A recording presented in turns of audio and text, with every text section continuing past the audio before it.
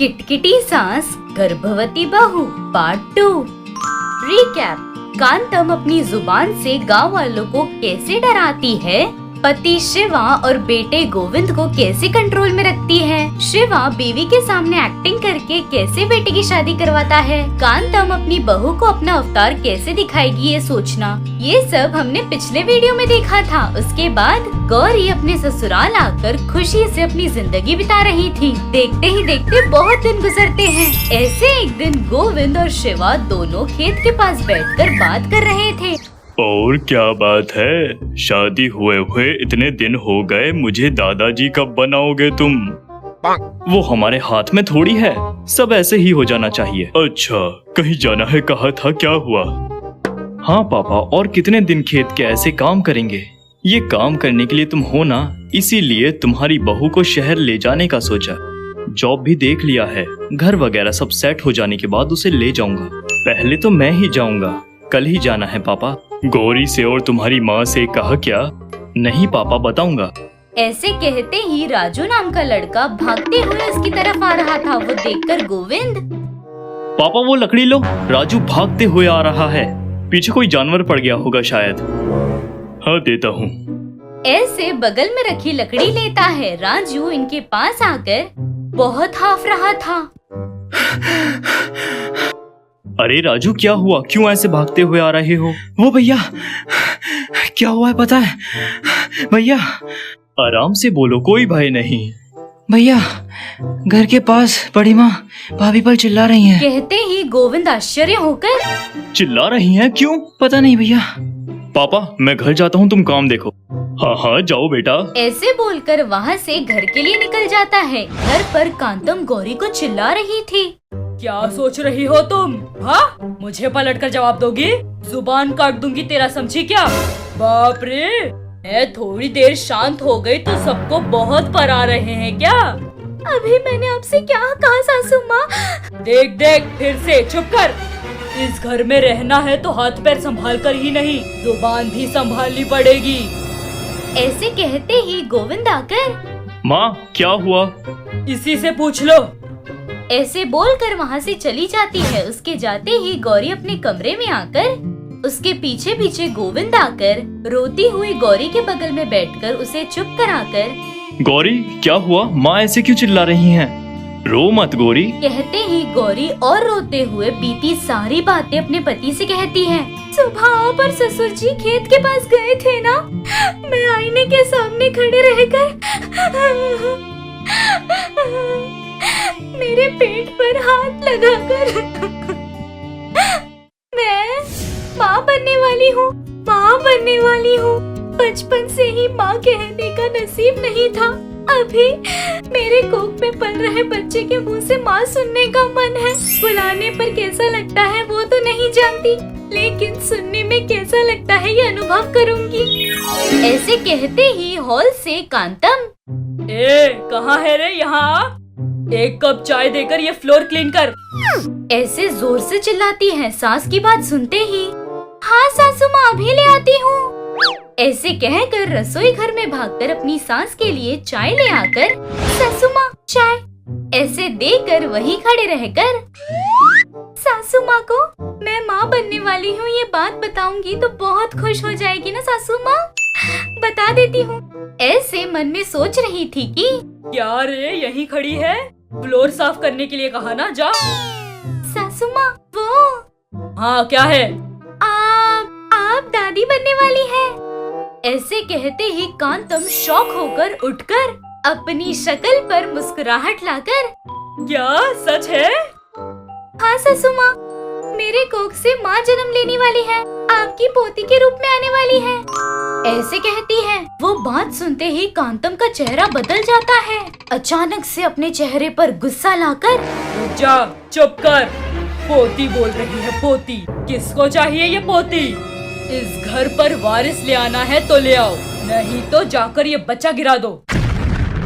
ऐसे कहती है। वो बात सुनकर गौरी शॉक, ये क्या सासू माँ, ऐसे कहा? मैं ऐसे ही कहूँगी। लेकिन बेशक मुझे बेटी ही होगी सासू माँ। तो फिर तुम्हारी परेशानी कम नहीं। जाकर वो फ्लोर क्लीन करो। ऐसे चिल्लाना शुरू करती है। राजू नाम का लड़का घर के सामने से जा रहा था। वो आवाज सुनकर अरे बाप रे, बड़ी माँ भाभी पर बहुत ज्यादा चिल्ला रही हैं, जाकर भैया को बताना होगा। ऐसे बोलकर वहाँ से भाग रहा था। यहाँ कांतम गौरी को चिल्लाते हुए काम बोल रही थी। सब सुनकर गोविंद अपनी पत्नी का हाथ पकड़कर मैं पिता बनने वाला हूँ, ये बात सुनते ही खुश हूँ या माँ तुम्हें तकलीफ दे रही हैं, इस बात पर उदास हूँ, समझ नहीं आ रहा। मुझे माफ करो। आप क्या करेंगे? एक औरत रहकर दूसरी औरत को जन्म देने के लिए उस औरत को ही कहना चाहिए। गौरी, कोई कुछ भी कहे, मुझे एक बेटी चाहिए। तुम माँ की बात पर ध्यान मत दो। अच्छा, लेकिन कल रात मुझे कुछ बताने वाले थे ना, क्या है वो? कुछ नहीं, उनके बारे में छोड़ दो। बोलिए ना। वो अभी नहीं होगा। नहीं, बोलने कहा ना। वो मुझे नौकरी आई है, शहर जाना होगा। कहते ही गौरी बहुत खुश होकर, अच्छा देखा ना, हमारे साथ सब अच्छा हो रहा है। क्या अच्छा गौरी, ऐसी सिचुएशन में मैं तुम्हें छोड़कर कैसे चला जाऊं? आपकी माँ मुझे तकलीफ देगी, इस बात पर डर रहे हो? क्यों हंस रही हो? मेरे लिए तकलीफें नई चीज है। बचपन में ही माँ पापा गुजर गए। खेलने की उम्र से ही मजदूरी किया मैंने, भूख के लिए रोई, खाना मिलने पर माथे पर लगाकर खाया। मेरी जिंदगी में जब तक आपसे मुलाकात नहीं हुई, मेरे साथ रहने वाली इकलौती चीज क्या है पता है? मेरी तकलीफ। वो हमेशा मेरे साथ रहती थी। आपके मिलने के बाद मेरे चेहरे को हंसना क्या है समझ आया। मेरी बिल्कुल फिक्र मत करो, जाकर काम कीजिए। कितने दिन, जब तक हमारी बेटी नहीं होती, बाद में मैं भी आपके साथ आऊंगी। ऐसे गोविंद को हिम्मत देती है। गोविंद भी कुछ बोले बिना सुनता है। अगले दिन अपनी माँ के पास आकर, माँ, मुझे शहर में नौकरी मिली है, आज ही जा रहा हूँ। आपकी बहू यहीं रहेगी। वो वैसे भी अकेली नहीं, वहाँ रहेगी तो उसका देखभाल कौन करेगा, इसीलिए यहीं रहेगी, जरा ध्यान देना। ऐसे कहता है, लेकिन कांतम बिल्कुल मुंह नहीं खोलती। वहीं खड़े रहकर सब सुन रहा शिवा, वो दादाजी बनने वाला है, ये बात सुनकर बहुत खुश हो जाता है। ऐसे गोविंद गौरी को छोड़कर शहर जाता है। शिवा 24 घंटे खेत के पास रहता था और कांतम के लिए गौरी को परेशान करने का रास्ता साफ था। तो कांतम ने गौरी को कैसी तकलीफें दी, गौरी उन सबको सह लेती है या नहीं, या अपनी सास को पलटकर जवाब देती है, ये सब हम अगले वीडियो में देखेंगे। तब तक के लिए देखते रहिए महा टीवी। डॉक्टर बहू सहमे हुई सांस। एक गांव में सुजाता और सूरम्मा नाम की सास बहू रहते थे। सुजाता को डॉक्टर बनने का बहुत शौक था। टीवी में अगर डॉक्टर की मूवीज आती या सीरियल में डॉक्टर दिखाई देती तो वो बिना हिले डुले उसे देखती ही जाती थी। उसी दिन एक दिन टीवी पे बैठकर वो मुन्ना भाई MBBS मूवी देख रही थी। मुन्ना भाई MBBS ऐसा बोलते हुए उसकी सास सूरम्मा आकर बोली, अरे तुझे बिच्छू ने काट लिया क्या, हु हु कर रही है? बिच्छू नहीं सासू माँ, मूवी मुन्ना भाई MBBS। मुझे ये मूवी बहुत पसंद है, पता है आपको? इस मूवी में है क्या भला? इस मूवी में है तो बहुत सारी चीजें, लेकिन मुझे पसंद है वो डॉक्टर।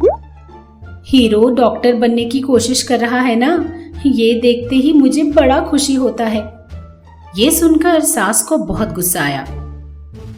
अरे ये डॉक्टर का क्या लफड़ा है, जब देखो डॉक्टर डॉक्टर बोलती रहती है, बता बात क्या है? उसने कहा। तब सुजाता बोलती है, आप सुनोगी, मैं बोलती हूँ। हाँ हाँ बोल। उसने कहा।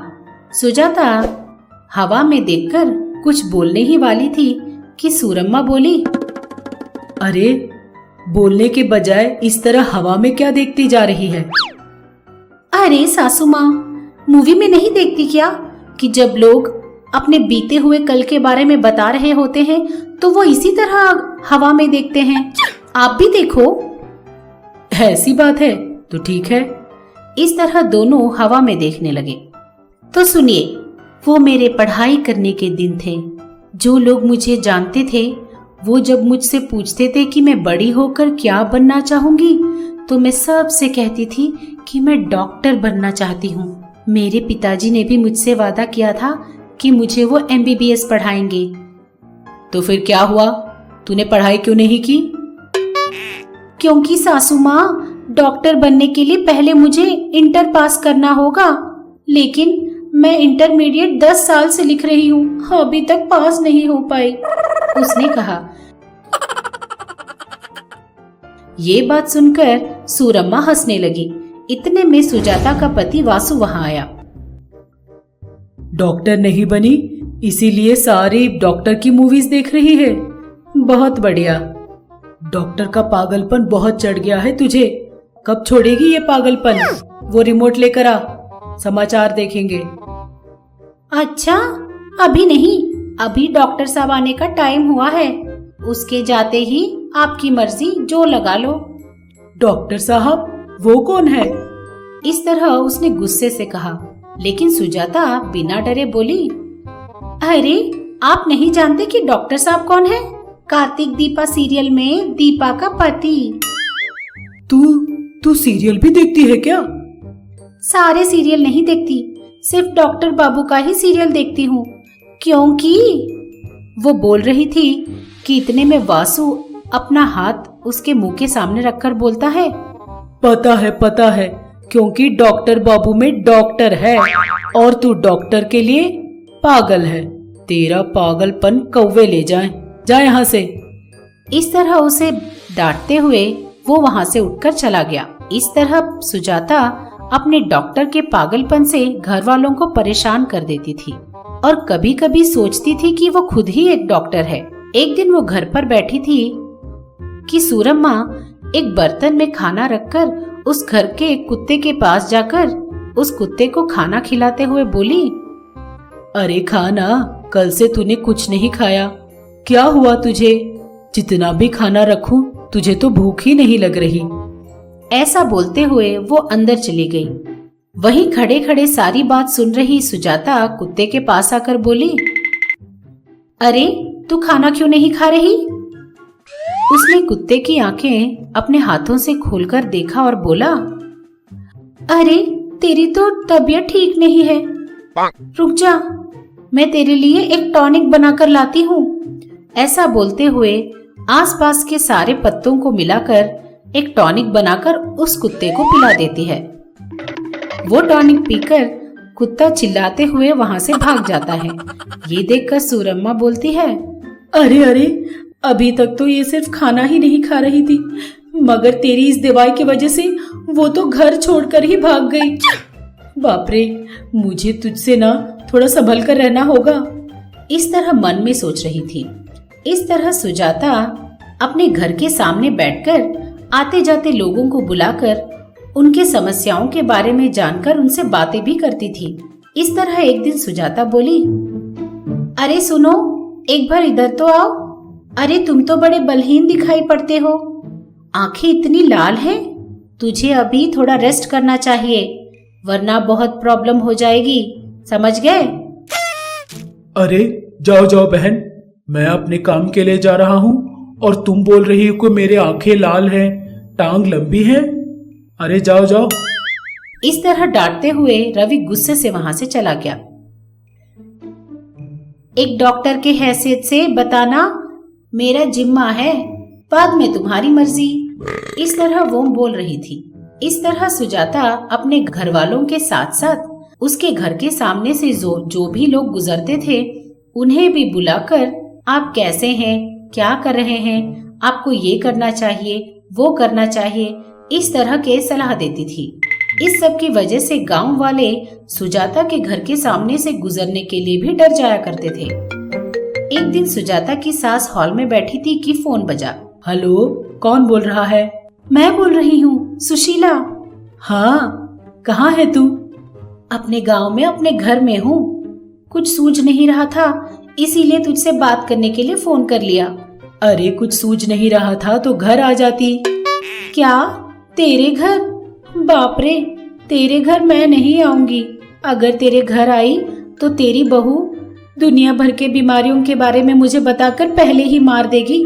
मैं नहीं आऊंगी बाबा, चल फोन रख दे। ऐसा बोलकर वो फोन रख देती है। इसकी वजह से सूरम्मा को सुजाता पर बहुत गुस्सा आता है और उसके पास आकर बोलती है, अरे सुजाता, तू ये डॉक्टर का पागलपन छोड़ेगी या नहीं? क्या हुआ सासू माँ? तेरी वजह से हमारे घर कोई आता जाता ही नहीं। अगर तूने ये पागलपन नहीं छोड़ा तो मैं तुझे यही छोड़कर किसी और के घर चली जाऊंगी। अरे सासू माँ, आपको मेरे बारे में पता नहीं चल रहा। मैं डॉक्टर नहीं पढ़ पाई, लेकिन मुझे सब कुछ पता है। मेरे पास सिर्फ सर्टिफिकेट ही नहीं है, मगर मैं जानती हूँ कि किस बीमारी के लिए कौन सी दवाई और कितनी देनी चाहिए। आज जो लोग डर रहे हैं ना, एक दिन मेरी बात को सच मानकर मेरे पास जरूर आएंगे। आप देखती रहना। हाँ, वो भी देखते हैं कौन आता है तेरे पास। ऐसा बोलते हुए उसके घर के सामने से एक बार गुस्सा करके गया हुआ रवि वापस आकर बोलता है, माँ जी, घर पर कौन है? उसने बुलाया। उसकी आवाज सुनकर सूरम्मा बाहर आई। क्या चाहिए बेटा? माँ जी, मैं आपकी बहू को थैंक्स बोलना चाहता हूँ। उस दिन उसने जो कुछ भी बताया था वो एकदम सच निकला। उसकी बातें सुनकर मुझे खुद पर शक हुआ और मैं बड़े डॉक्टर के पास गया। उस डॉक्टर ने भी आपकी बहू ने मुझे जो कुछ बताया था वही कहा। मुझे रेस्ट लेने को कहा, वरना मेरे जान पे बन आएगी बोलकर मुझसे बताया। अगर उस दिन आपकी बहू ने मुझसे वो सब नहीं कहा होता तो मैं डॉक्टर के पास जाता ही नहीं। बहुत बहुत शुक्रिया माँ जी। आपकी बहू बिना सर्टिफिकेट की ही डॉक्टर है। वो हमेशा खुश रहे। ऐसा उसे आशीर्वाद देकर वहीं खड़ी सुजाता को प्रणाम कर कर रवि वहां से चला गया। सूरम्मा अचंभित होकर ये सब देखती रह गई। इतने में घर से भागा हुआ कुत्ता अपना पूंछ हिलाते हुए सुजाता के पास आकर खड़ा हो गया। ये देखकर सूरम्मा फिर से दंग रह गई। सचमुच तेरे पास तो कुछ ना कुछ जादू है। ये सब देखकर ना मेरे सर में दर्द होने लगा है। सासू माँ, आपको सर दर्द हो रहा है? आइए, मैं आपको दवाई देती हूँ। ऐसा बोलकर अपनी सास को सोफा में बिठाकर कुछ दवाई देती है। तुरंत सास का सारा सरदर्द गायब हो जाता है। मैं कौन हूँ? तुम कौन हो? मैं कहाँ हूँ? इस तरह बोलते हुए वो इधर उधर देखने लगी तो सुजाता दंग रह गई। अरे अरे सासू माँ, आप अपना अतीत भूल गई क्या? रुक जाइए, मेरे पास उसके लिए भी एक दवाई है। ऐसा बोलकर वो कोने में पड़े हुए मूसल को पकड़कर आई। ये देखकर सूरम्मा बोली, अरे बाप रे, मुझे सब कुछ याद आ गया। मुझे तेरी ना दवाई चाहिए ना तेरा इलाज। मुझे जाने दे मेरी माँ। ऐसा चिल्लाते हुए वो वहाँ से उठकर भागने लगी। आप सबको प्रणाम। मैं आप सबकी मनपसंद सास हूँ। हाय, और मैं आप सबकी चहेती बहू हूँ। अब से आप लोगों का मन बहलाने के लिए और आप लोगों को खुश करने के लिए हम महा टीवी के साथ आप लोगों से मिलने आ रहे हैं। तो अब देर किस बात की, अभी हमारे चैनल को सब्सक्राइब कीजिए। नोटिफिकेशन के लिए घंटी बजाना ना भूलिए। आपको सास पसंद है या बहू पसंद है? कमेंट्स में जरूर लिखिए। देखते रहिएगा महा टीवी।